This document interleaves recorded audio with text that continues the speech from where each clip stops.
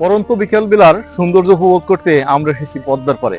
আমার সাথে আছে মাসুদ ভাই এবং আমার সাথে আরো আছে আমার পরম স্নেহের ছোট ভাই প্রিয় মহিউদ্দিন। অনেক সুন্দর পরিবেশ, পদ্মা নদীতে নৌকা এবং ট্রলারের সমারোহ, সব মিলিয়ে সৌন্দর্য অপরূপ এক দৃশ্য ধারণ করেছে। আসলে ঘুরতে ভালো লাগে, যে যত ঘুরবে তার তত অভিজ্ঞতা হবে। আজকে এখানে ঘোরার পাশাপাশি আরেকটা উদ্দেশ্য আছে আসার, সেটা হচ্ছে মোল্লার খিচুড়ি।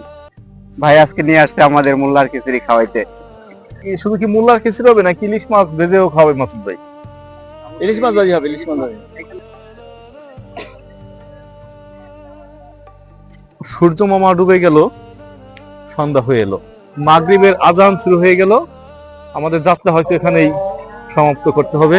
আল্লাহ হাফেজ।